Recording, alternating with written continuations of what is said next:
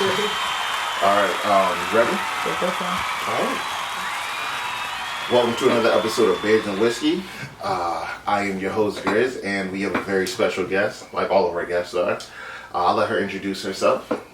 Man, that's hard. I hate when people ask me to introduce myself because I'm like, okay, what do I say outside of my name? But my name is Brenda Lormel, and I am very happy to be here. Thank you for the invitation. No worries. Thank you. No worries. Yeah. Thank you. As always, Grizzly Beard Collective is the standard and organic men's beard care. We normally start the show off with a shot, but she's on her fitness journey, and so I'll be drinking for you. Don't worry about it. Don't worry about it. I appreciate that. Off air, she told us that her trainer will kill her. So even if the solo cup had water in it, if it had water in it, if it had water in it, because it was a solo cup. Yep. You know what goes in a solo cup? I get it. It's not lemonade. I'll get it. So I'm gonna maybe lemonade and tequila. Salute to you. Thank you. Thank you. I'll throw this back. Oh. Well, let me throw my water back. All right. Ooh. And it's fizzy, so it meets the occasion. Ooh. Ooh. Oh, I'm gonna choke. No, but I appreciate the respect. I appreciate it. No, of course. Grizzly Beard Collective. If you got a straggly beard not growing, your lady left you because your beard's not debonair. It's not debonair. I got the solution right here. This is the God Box, fellas. Tap in. Please. 7 tools that you'll need. You appreciate a man with a beard? I do. My fiance has a beard. Oh, woman like and a man with real a beard. Cute. Yeah. God Box. Yeah. The cleansing body bar. Come through. Body wash. All right. The beard butter. Derma roller. The growth oil. You ready to take your beard to the next level? You gotta tap in. Well, I think you sold me as one of your clients, so I'm gonna have to get that. We got a little. Of course, we got it. I know you got problems. Know you at the bottom. Know you took a loss today. Everybody want bottles. Living for a throttle. You just want bottle day. Tell me joy, west side. I've been trying to find it before I go all the way. Cause everybody got problems. Everybody starving. But don't you go off today. Yeah.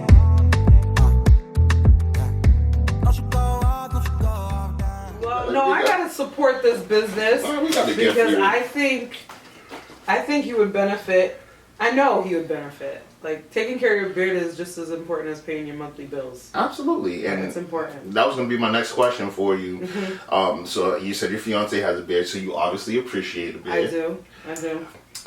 Is that something you look for when you're dating, or is that something you've always wanted in a man, or did you just kind of fall into a man with a beard? I just kind of fell into it, okay. And when we first started dating, his beard was like all over the place. He's gonna kill me for saying this, but I speak the truth. It's okay.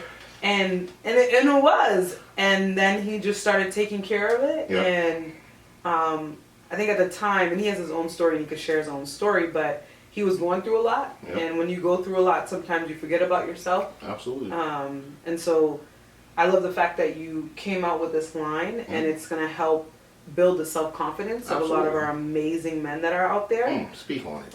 Yeah, because if you look good, you feel good. Absolutely. And that's for sure. If you look good, you feel good. So I just stumbled into it. All right. And I could appreciate it. It's all tamed and cute now. Oh yeah. And we're gonna get it cuter with the beard box. Take it to the next level with the God Box. The God Box. With the God Box. The GAWD God. Okay. We're gonna get it cuter. So yeah, I stumbled into it. I never really was looking for like physical attributes. Yep. I mean, if you're 4'11", I'm 5'6". That probably wouldn't work out. But man.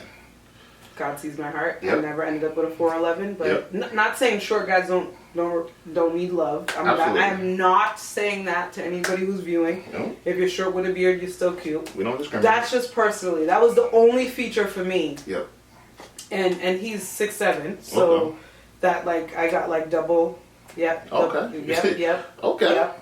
But it was all about character. You could. So I'll just say this: you could have a cute beard and use the God Box, but if your character is off and you're flaky and you treat people like crap and you don't love on people, you don't pour back into your community, your beard could look tight, but everything else is not. That's facts. Its character speaks volumes. That's real. Yeah. That's real. Fellas, I hope y'all listening. Listen, character speaks volumes. So yeah, get your beard right, but get your character right as well. Absolutely.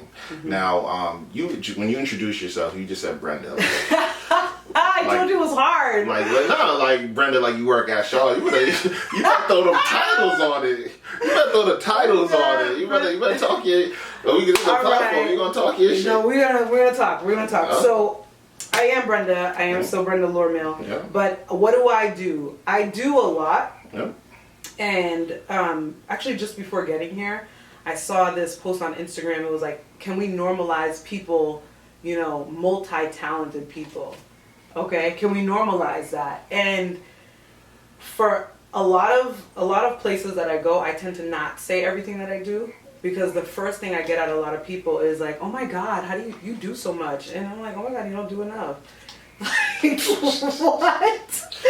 Like, everybody responds to what they can carry, and yeah, that weight seems like it's a lot, but the reason why it doesn't feel like a lot for me is because it's all aligned in purpose. Like, I'm telling you, it's all aligned in purpose. Like, I do not take on anything that I don't feel like is purposeful. And some things are purposeful in a season. Yep. And others, it's a lifetime thing, right? So what do? So by profession, I am an oncology nurse practitioner at Mass General Hospital. I work in cancer care.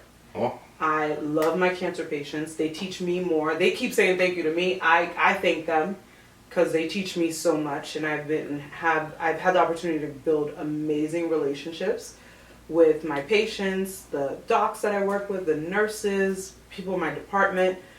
Currently, I function out of the Tamir Center, which is a phase 1 research center, where we do a lot of clinical trials. And I know clinical trials are not a big thing that we talk about too much, but I am a clinical trial advocate, so please talk to me about that. And it's been an amazing 3-year journey in the clinical trial world, because I was so naive to all of it. And trust me, I had my own kind of like negative thought processes about it. And until I actually was placed in that space, I have an appreciation for it. And I'm not here to pump up clinical trials, but I'm here to let folks know, whether you're from the Black community or not from the Black community, clinical trials are not what we've been taught to believe that they are. There's a lot of history. I will never, ever, ever take away from the history that's associated with clinical trials with the Black community. But when I think about where drug development is going and research is going, like, we're always left out of all conversations and all tables. Clinical trials are one of them as well. Speak on it. If we're developing drugs that are going to try to cure cancer, how do we know they work on Black people?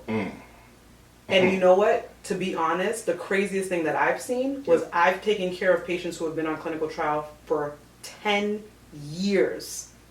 Standard chemotherapy will give you maybe 6 to 8 months, maybe 12 months. 10 years with shrinkage of their tumor, and they're living. And I mean, I see people fly in from all over the world to get these treatments. And I'm looking at my people in Dorchester and Roxbury, they're down the street. I mean, I'm at Mass General Hospital. And I'm like, how do we get our community to understand? And it's not just clinical trial and cancer care, it's clinical trials across the board. Alzheimer's treatment, diabetes, like, there are all these drugs. There's one of the doctors that I work with, love him so much. He's an amazing, amazing doctor, Dr. Aditya Bardia. And he says clinical trials is like the premiere to a movie. We're not saying it's like a movie, but it's like the premiere. Like, you're able to get the premiere before it actually hits showtime. And a lot of these premiere drugs actually work. And the thing with clinical trials is chemotherapy kills all the bad cells. Clinical trials right now, at least in cancer care, are targeted therapies. So say your cancer, this is your cancer cell, and you have a mutation A. That drug is killing that mutation so your cancer doesn't grow. it's not killing all your cells and you're having all these crazy side effects. You feel me? Exactly. So I'm getting all of, because I love this work. I love this work. I can tell. Love this work. You know, we are doing work at MGH, and I'm so fortunate to be part of this team, this equity team. Hell yeah. There's a lot. Like, I know some people, those who are watching this, who are from Boston, you know, I get it. MGH does not have a good name in the community. I get it. I know it. We all know it. People who work there know it. But I just want to also say that we also know that there's work to be done, and there's some amazing people just going against the grain and doing what we have to do to get our communities of color to understand how to better take care of their health in general. We're not just talking about clinical trials like cancer screening. Man, y'all get your mammograms, get your colonoscopies. Fellas, prostates. Prostate, check your prostate. You know what I mean, guys? Like, I'll tell you like this. There was one year my father lost 3 of his really good cabbie friends. My dad was a cab driver, still is. For all y'all Lyft and Uber drivers, I ain't even gonna go there. But my father is a cab driver, and he's been doing it forever. But it was so sad to have to assist him to 3 funerals of 3 close friends who died of late stage prostate cancer. Wow. Not one of them were able to live past a year. Wow. All black. Wow. And I work and I see non-black people living 20, 15, 30 years with prostate cancer. You know what I mean? Yep. And it's just like, guys, we gotta go check your beard, get your beard right, but get your health right and your character. Get checked, because it is no joke. And if you have a female in your life that's encouraging you, whether that's your sister, your mother, your spouse, your girlfriend, your fiance, it doesn't matter. When we're telling you to go get checked, it's not because we're trying to be nagging. It's because we know when stuff gets caught earlier, you're able to do something about it. Absolutely.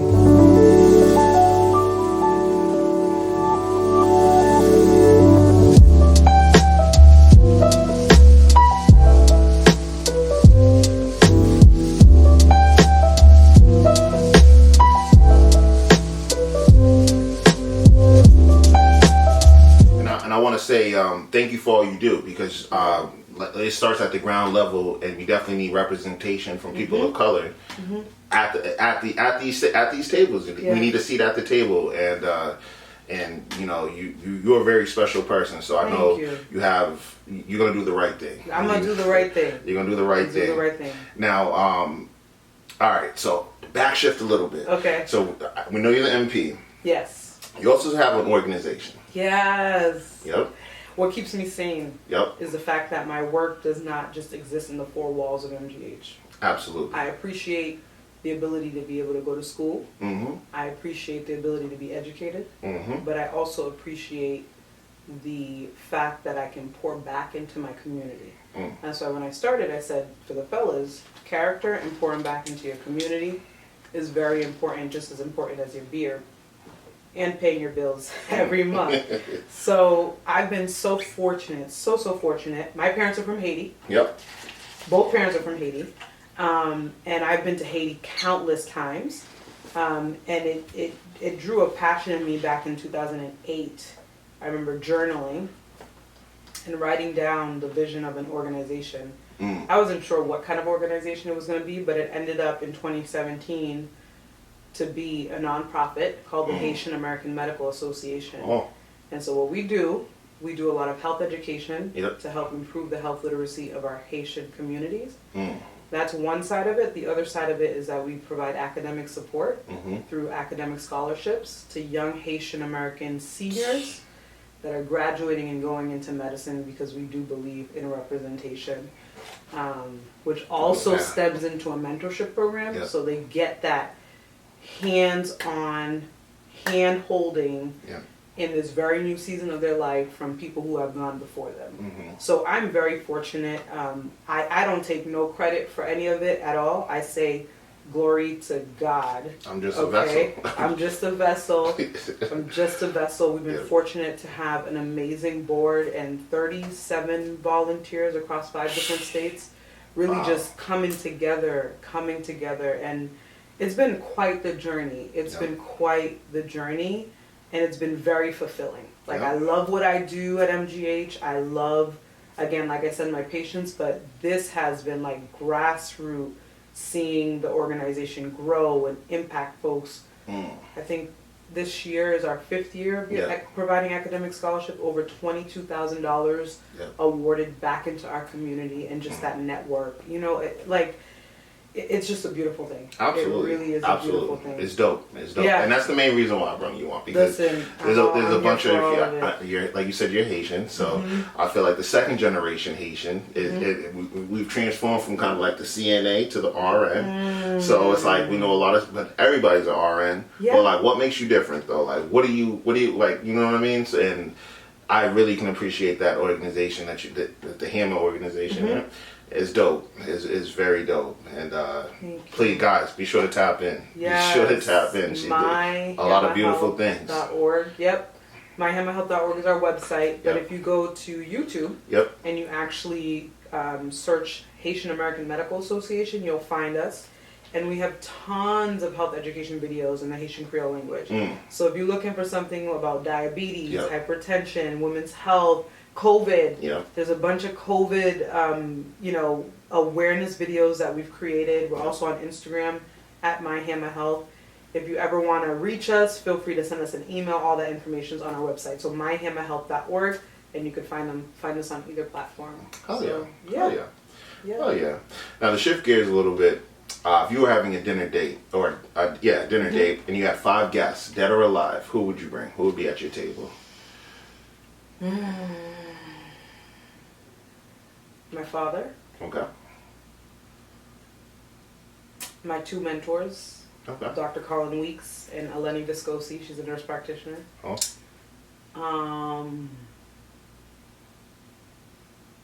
I got 3 people left? 2 more. 2 more. Okay. I was trying to add someone. Let's see.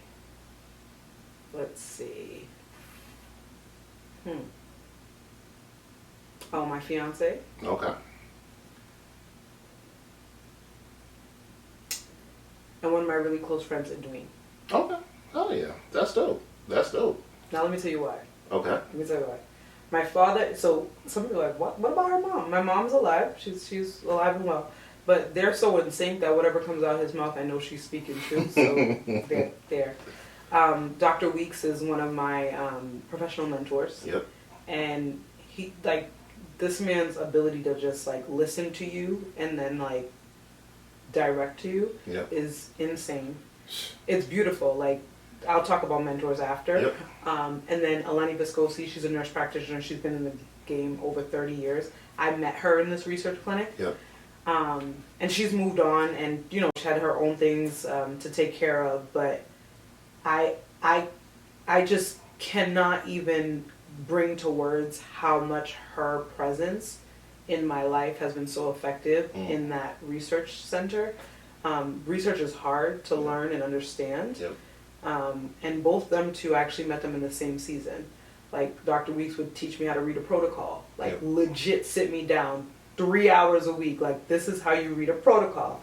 And when it was time to put it into action in clinic, I would have Eleni. And I just appreciate that, because those 2 people have played an integral part in my life. Yep. And even if it has nothing to do with, like, nursing, they can still speak life to the other areas of my life. My fiance, because whatever, he's at the table because on my worst days he knows, on my best days he also knows. And if we're talking about anything that I need to do and execute, I want my partner in life to be there. Absolutely. To hear it first, right? And then Edwin, like, oh my God. I've been rocking with her for years, and she's very similar to my fiance. Like, when I need something, she's there. She's able to call me out on my BS. I don't have friends that tell me like, yes, Brenda, yes, girl, even if it's wrong. No, I don't have friends like that. They all know, check me when I need to be checked. Accountability, exactly. So I there are more people. You said 5. Yeah. I mean, it could only take 5. Jesus. It could only take 5 with us. 5 of them to Eddie B's. Well, you know what? To Eddie B's, I love it. Well, Eddie B's is much larger than that. Yeah. Okay. And I'll create my own Eddie B's. You got reservation for 5 though. Well, okay. For this conversation, we got 5. But if there was more conversations, I would invite more people. For sure. But for now, they're all attached to a group of people in my life. Absolutely. Yeah. Absolutely. So a little bit earlier we spoke about like stigmatism amongst the Black community with going to the hospitals and such. The last 2 years have been real crazy with COVID. Now we got monkeypox going on. Oh my God. So, you know, I have a lot of peers. They're a little hesitant with the vaccine. They're just, you know, we're not sure this is Tuskegee Part 2. You know, the death rates don't really make sense. Like, why do I need the vaccine? Is another shot? What's your stance on it, if you can elaborate? Yes, absolutely. So I'll just say, like, I got vaccinated and I got boosted once. Okay. And I actually ended up getting COVID 3 weeks ago for the first time, which was a horrible experience. I'll be very candid about that. But the point of, I think the very big misconception about these vaccines is that if you get vaccinated, you won't get COVID. Yeah. And that is not true. Yeah. And I could see where our entire nation has drawn this narrative. Yeah. Because when we were rolling out the vaccines, there kind of was that push of get vaccinated so you don't die. Yeah. Which was true. Yeah. But it wasn't get vaccinated so you won't get COVID. Yeah. It was exactly that. Get vaccinated so you won't die. Vaccines provide you some level of immunity. It doesn't prevent you from getting infected. It's kind of like the flu. Yeah. Every year, I mean, those of us who are in healthcare or those of us who are not even in healthcare, but we get the flu vaccine, we get it, but we could still get the flu. Yeah. And interestingly, I don't think people really appreciate how much the flu actually has, how many deaths a year come out from the flu. But because it's not, it's a controlled, I guess it's a controlled disease because you have the vaccines every year, whatever have you. But for COVID, I think anything new is hard to wrap your head around. I will strongly say get vaccinated because my experience, I would tell you, the only thing I was hanging on to was God and the fact that I got vaccinated. Wow. Because my symptoms were quite hefty. I was not expecting. I got fevers, nausea, diarrhea, like numbness and tingling. I mean, congestion, headache, cough, everything. And to be honest, I'm not saying I'm glad, I was happy to get COVID, but I could now empathize with someone. Like, I have a very full understanding of what that means. And to go through that and feel better and be able to actually work out again is just a blessing in itself. Now, you have to understand too, with COVID and any other like disease, there are different things that put us at risk. You know what I mean? Like if you have other health conditions, you're more susceptible. Diabetes, hypertension, if you have respiratory issues already, asthma, COPD, that puts you at risk. And so I really do think that folks really should, you know, do the research you need. You got to be careful where you're like streaming your information from. People are hesitant, but you got to do the right research. I mean, listen, you can always call me if you have any questions. But absolutely. Get vaccinated. And just say this. When you do get vaccinated, sometimes people have symptoms after they get vaccinated. So that's another thing people don't talk about, is that you might have some bone pain, you might feel achy, you might even get a fever. You're essentially getting COVID. In a way, it's not a live vaccine, but like your body it's foreign, right? It's something foreign. You will have symptoms. I think that's the other thing that freaks people out. Is like, oh shoot, I got the vaccine and then I got sick right after. That is totally normal. It's totally normal. Now, to play devil's advocate, if I'm a guy, like, what if I just want to get COVID, the natural COVID? And my body just builds up the natural like antibodies. The herd immunity. I think that's essentially what really happened. But what if I want to go that route? Absolutely. Now you're playing Russian roulette because you go that route, but you don't know what the end game to that route is going to be for you. So, you know, it's tough for me because I'm like, all right, people are getting the shots, triple boosters, all that. And they're still getting COVID, and they're still getting messed up. They're still feeling terrible. They're getting the shot and getting terrible right after. Whereas you just got it the one time, naturally. It's like, I don't know. And they're getting COVID, but they're not ending up in the ICUs. I mean, but people are getting... But they're getting... People in ICUs with triple boosters. Triple boosters, yes, but remember, every patient is different. Every patient You is don't different. know what comorbidities this person was already dealing with. True. There's another thing that people don't understand, too, is that some of these people that are getting COVID that end up in the ICU, they had comorbidities that they didn't even know about. Fair enough. Susceptible to blood clots. Do you see what I'm saying? Yeah. Like, so there are so many different reasons why everybody's like running with COVID is different. Okay, fair enough. Do you see what I'm saying? No, but if you try to do that herd immunity type of way and not get vaccinated, all I can say is that's risky. Yeah. Because we have ways to protect ourselves. Absolutely. But it's an ongoing conversation. No one should feel forced, of course, but protect yourself, man. I had a friend, her boyfriend was in the ICU, and it was the scariest thing ever. Wow. Because I could see how that was affecting her. Yeah. And I was just, my only prayer was like, God, we can't lose this guy. Yeah. Period. Mm-hmm. And by God's grace, he is out, up, walking, talking. Oh yeah.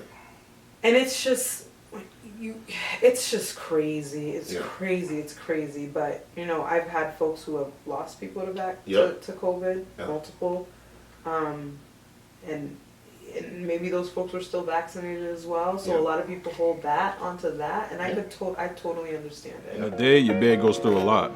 Now you can clean it without stripping it of its natural oils. Clean it with Grizzly Bed Collector's Bed Wash.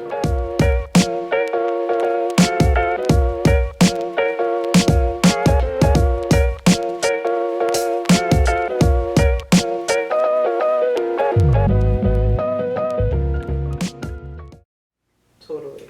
So my next question, with kids with COVID, so like kids have like a 4% survival rate. So do you think with the push for kids getting the vaccine, what are you saying with that?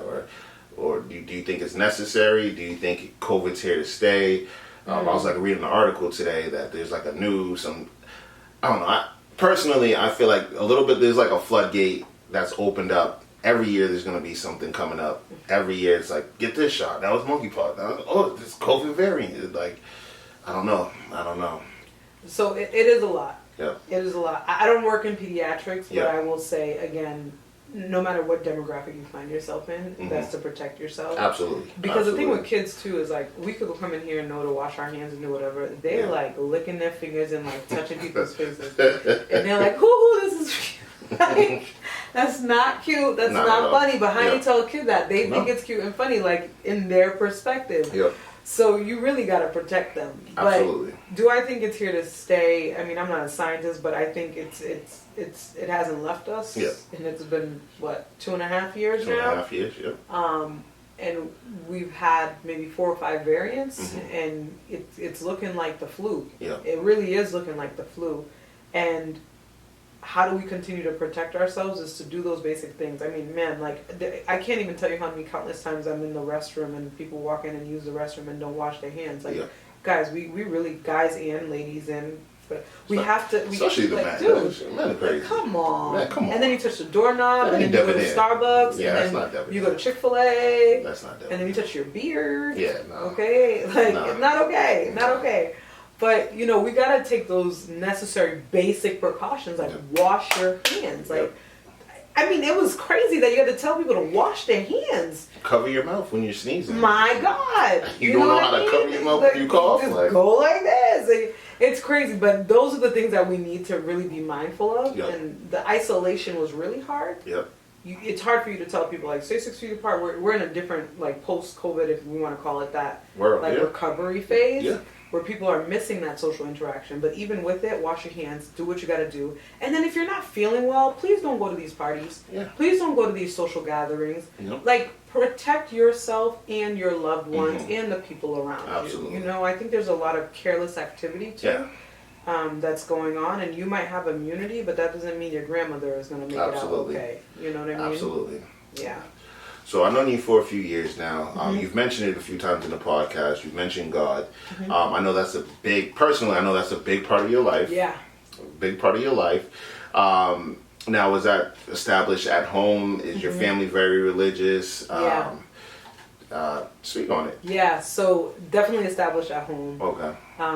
But really got to a place in my own life where I needed to really understand who God was for myself.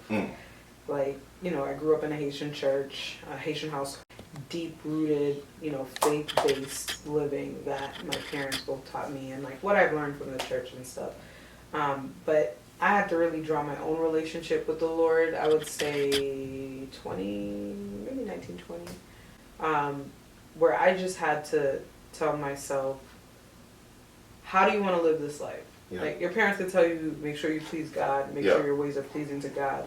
But what does that mean? What does that mean? So if your ways are pleasing to God, but you don't know what He has for your life, your purpose, are you really pleasing Him?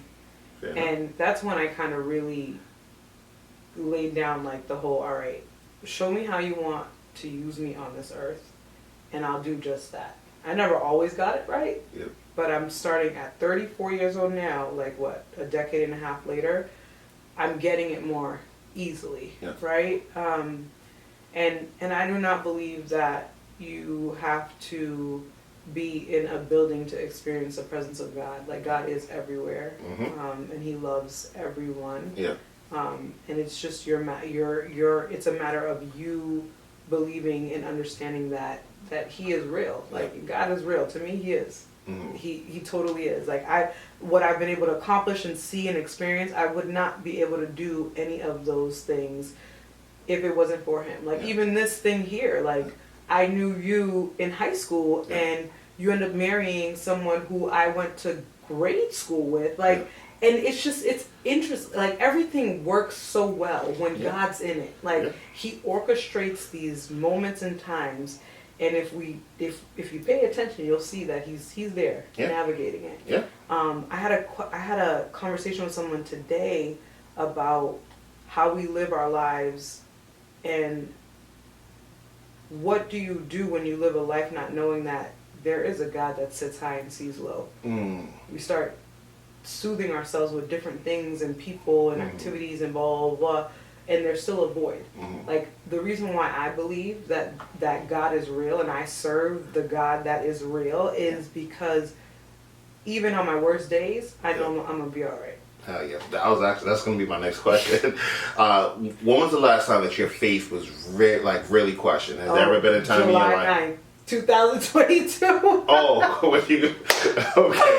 Yo, listen, dude. I do not profess to be perfect in any way. Like, no one is. No one is. And when you see people like doing what they gotta do, just know they have bad days. Okay? Like, it ain't always peaches and cream. Like, people got bad days, things be happening. But I say July 9th because I felt like at that time, for the past 3 months at that time, I don't know, like, I felt like things were off with me, and I couldn't really pinpoint what it is. So I was like, maybe it's because you're planning this wedding and you feel stressed. And I'm like, actually, I don't feel stressed about it. Like, so what is it? And I literally drove my car and parked at the Charles River in Cambridge, and it was a hot summer day. And I just sat there, and I prayed and cried and called my mentors. Wow. This is why you need mentors. Listen, this is why you listen. First of all, you believe in God and you make sure you're right with Him. But He sends people in your life to help guide you. And that was a very transitional day for me. And the only reason why I remember that is because there was an event that night that I ended up missing. And I was okay with that because I needed to be with myself. Absolutely. You have to get with yourself and be alone with yourself. And you're not alone, you're with God, but you need time to process life. And I was able to realize that there was 2 areas of my life that took up a lot of my time that I wasn't necessarily fulfilled in. And that was where I was going professionally and my physical capabilities, like my physique, like my working out, like my physical ability to work out. Because I played basketball like for a long time, and I was physically fit for a long time. And in the past 5 years, actually, after launching HAMMA, I kind of felt like I lost myself. And the reason why I felt so unwell is because I was unwell. Like, I mean, in the past 5 years, I gained like 50 pounds or some sort. So when I told you I wasn't drinking, like, because, listen, I'm taking back everything that I lost. No worries. If you need fitness tips, I got you. No, straight up. Like, I'm telling you. Listen, I had to sit there and like, what do I do with these two things? Like, I identified what they were. Yep. And I felt like my faith was being tested because God had given me clear instructions on what I needed to do next. And it takes courage to be led by God.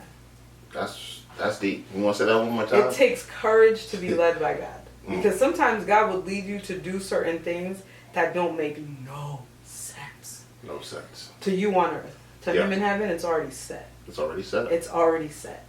I always say God always provides provision before the problem.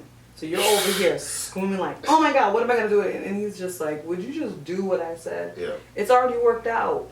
It already worked itself out because I am God. And I needed to remind myself of that. And I say mentors because, man, like, God uses people, you know, and you got to make sure you're telling your business to the right people that can actually guide you. Some people are sour as hell. They're sour. They'll tell you things that is based on, again, their capability of what they can do. Or they'll give you tips on what not to do because they were burned, but yet God is telling you to do that. And that's not going to be your reality. You got to be careful who you get your advice from. Yeah, that's real. You really have to be careful. So that was the last time that I felt like my faith was tested was July 9th, 2022. And it was tested, but it got confirmed. Like, I got shaken up a little bit, but it was kind of like a roughage to add another layer to my foundation. So I am, listen. I love it. Tough times really do make you strong. Yeah, defines character. It defines character.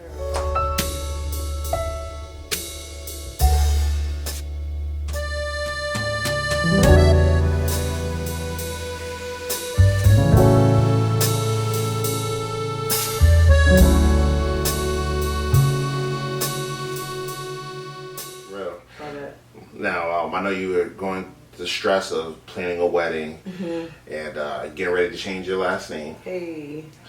How has that journey been? Stressful. I know you're Haitian, so I know your cousin got to get invited. No, they're not. So, so let me tell you something about. I don't know if it's people are like, oh, when you turn 30, you don't even care about anything no more. And I don't know if it's like turning 30 or it's like everybody's point of growth in your maturity level. You gotta do what's best for you. Yeah, absolutely. You really gotta do what's best for you. Now, you have to have a level of respect for the people who have raised you. That's you're not getting married and you don't care about anybody. You turn into this bridezilla and groomzilla, if that's even a thing. Like, we're gonna do whatever. No, you have to have some level of respect, but then you gotta be reasonable. I remember we were doing our guest list. And I mean, it wasn't really my fiance. He was fine. It was me. Okay. And then, like, my guest list was like, woo. And I'm like, oh my God. You have to trim it down. I had to trim it down. And I was, like, having anxiety about it. Like, everything else with this wedding plan was fine except for the guest list part. And then, honestly, I said to myself, I'm not doing this because literally it's 6 hours. It's not even a day. Everybody's like, you're a big day. All right, friends, it's not a day. A day is 24 hours. This event is 6 hours. 25% of your day. Legit, right? A quarter. A quarter of your day. A quarter of your day. I am not spending 10 months of my life stressing about a quarter of my day. I told myself that at the beginning, but then I started losing that when it came to this guest list. And one day I woke up at 6 a.m. and I prayed and I was like, Lord, I really need direction on this guest list. Woo! I opened up my laptop. X, X, X, X, X. And I felt again what peace felt like. I was like, oh, I could breathe. Yeah. I don't feel like there's weights on my shoulder. And how did I determine that? I determined that based on the last year. Who poured into me? Who checked in on me? Who checked in on me? Yep. I mean, I went through a whole, as a healthcare provider, like all these people that want to come and that go to this church and that church and, you know, my parents' church and all this stuff. It's just like, man, y'all know me. Y'all know my name. Y'all know I'm in this nursing thing, grinding out. I'm not looking for you to call me, but man, the people who did, I appreciated that. Absolutely. I don't need people to call me, but that's the kind of thing, when you're doing anything intimate, you gotta know, like, who is pouring into you. This is not, listen, getting married is not a spectator event. You're inviting people that respect you, that love you, that care about you. Yeah. And then for your bridal party, I'm going to talk about that because that was easy for us. Okay. It was totally easy. Okay. Because we ain't doing this cousin, brother, da-da-da-da thing. Okay. We're doing about people who have been here, who watch us grow, who've prayed for us, who've cried with us. That's who we want standing behind us. This is not a family reunion. It's a sacred thing. What is wrong with us? Getting married is sacred, y'all. Getting married is not for a freaking reel on Instagram. It's not. It's a commitment before God. So when you're taking people to stand beside you, that is a big deal. Yeah. This is not about who will look cute in your dress and who's gonna have the best like entrance. All that is vanity. It's vanity. Like you're trying to build a marriage that's gonna last. You better make sure you got some pillars behind you. Absolutely. I'm not talking about people who are there for a good time. Yeah. I'm talking about people who will actually keep you up in a bad time. Like I'm telling you, this whole experience had made me realize, like, what in God's name are we doing with marriages nowadays? It's crazy. It's crazy. What are we doing? It's crazy. You know, I told my bridesmaids, I was like, if you guys dare to take me out of the country for a bachelorette, I ain't going. Why? Because I don't need you spending that type of money on me. You weren't my bridesmaid to take me out of the country. I could go out of the country anytime. And guess what? We could go to the Boston Commons and have a picnic and have a good time. Okay. It's not about where you take me. It's about what we do. It's your presence that means something to me. Fair enough. You understand? Like, we're living through a recession. My bridesmaids are not spending any more than $750 for everything. Oh, damn. Everything. So you just want like the picnic with like the Popeyes bucket? Nah, they don't look real cute. Okay. All right, say no more. They're not wearing little tutus, but they're gonna look cute. It's not gonna be cheap. It's just that I'm trying to be reasonable. Fair enough. People have lives and bills to pay. Absolutely. Let me tell you this. So the florist. Yep. So I wanted this like hoop thing. Yep. It was like a flower hoop. Yep. It was cute. Where did I see it? On Instagram. I was like, oh shoot, I'm gonna get this flower hoop. And I asked her, I was like, can you tell me how much this is gonna cost? And she ever said $1,700. So I was like, all right, can we do it with fake flowers? She was like, actually, no, these hoops it's all real flowers. And I'm like, so what happens to the flowers after? She was like, we take it apart and it goes in the trash. And I was like, the blood of Jesus, no. Yeah. That's more than my mortgage. That's crazy. For a floral hoop for 6 hours? Yeah. Compared to the place I lay my head for 30 days? Yeah. No. Yeah. We're gonna have flowers, but it's not gonna be for $1,700 for one floral hoop. It's like listen. Everybody need to wake up. If you have the means to do it, I will always say this: if you have the means to do it and you want to do it, fine. I really don't think most people have the means for that. For $1,700 for a flower. A floral hoop. That's not all the flowers. Yeah, I'm about to say for a floral hoop. For a floral hoop. But that's our issue. We always try to do things we don't have the means for. Yeah, living above our means. That's real. Living above our means. That's real. To do what? To impress people who don't even care about you? Don't even care. Don't talk shit anyways. You do good, they talk. Yeah. You do bad, they talk even more. So might as well just do something. No, it's crazy. It's facts. It's facts. Oh, I mean, listen, people are going to come to my wedding. You want to judge me on my flowers? Go right ahead. You want to judge me on the dress? Go right ahead. I don't care. I don't care. I don't care. I don't care. Now, I know the mister. Yes. He's probably planning, him and his boys probably going to DR.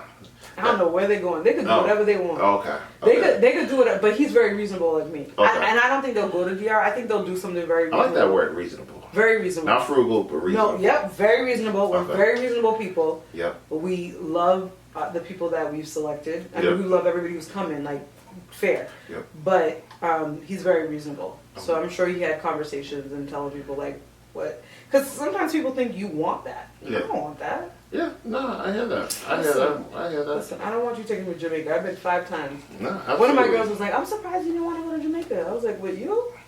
Yeah. No, wait. Hey, Miss Carter. I'll go to Jamaica with you. I'll go to Jamaica with you, but not on this term, not on these terms. Like, I'll go to Jamaica if it's her and her husband, sure, why not? But not with a whole bunch of girls taking me to Jamaica. No, absolutely. So we're going to wrap up soon. Yeah. I do have 2 questions, though. Okay. What has been the biggest success of your career? Ooh, there have been many. Honestly, every day. Every day. That I get to serve patients. Loving the journey. Is a success. Loving the journey. I always say this: cancer care is taking care of a complete stranger. Yep. That didn't ask for what they got. Yep. But having the ability to make that day better. That for me is a success. Hell yeah. I could be stressed out to the nines, but that is a success. And then I could say, on top of that, the ability to be able to take what I know in nursing, understanding the disparities that exist in our community, and launch HAMMA. Yep. And see that grow. That is a success. Hell I will yeah. say. And what has been your biggest challenge in your career? I think the attachment, the emotional attachment, and how heavy that is. When I'm talking, like, these people become like family. Like, you love on them like family. And I mean, there's different parts of my job. Like, I started in oncology as a nurse, and then as soon as I became an NP, I was working inside the hospital where they would come in and they're sick. And like, the first time I had to sign a death certificate and pronounce somebody, I had to call out of work the next 2 days. And my boss, it didn't feel like a call out. I just told her, like, I think you should take me off the schedule because I need the time. And at the time, I was about 24 years old. Wow. And this patient was 41. I will never forget. He was in room 944. And he passed away. And I mean, I've experienced people dying before. Like, I've visited family, but like not like for sure like a dead body. And I had to go in and like shut his eyes and see if he had a pulse, see if his pupils would react to light. And I remember looking up at the clock, and it was 5:05 p.m. And when I uttered those words, time of death, 5:05 p.m., like, I felt like everything in me froze. I saw one patient of mine die when I was a nurse.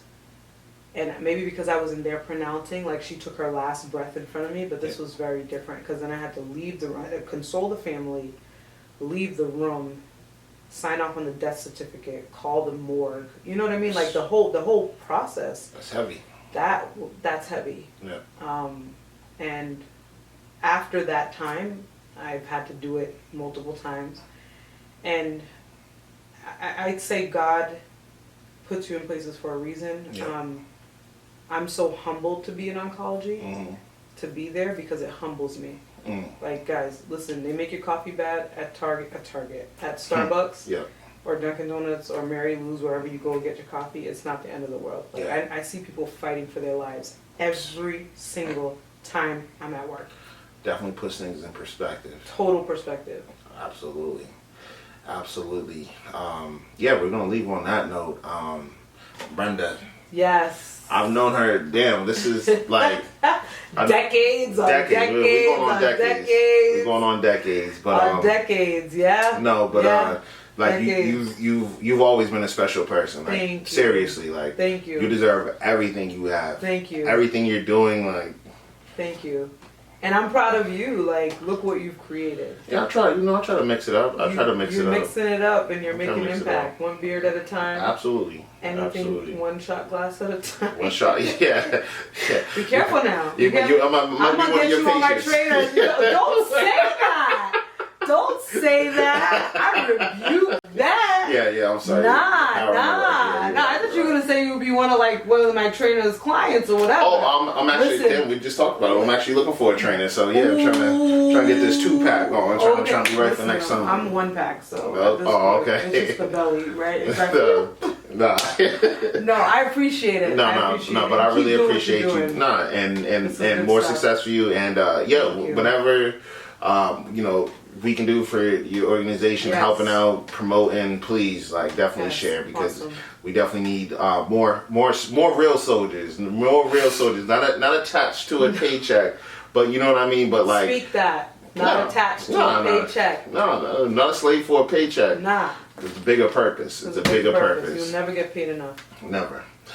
Ever. But don't ever chase money. Ever. Don't chase money. Exactly. The money's gonna fall. Make your own passive income. Just don't chase it. Exactly. exactly. But thank you guys for tuning in. Can't forget, August 27th, Box for Success Backpack Drive. If you're in North Cambridge, 10 to 1, come get your kids, come get some food, backpacks, pictures.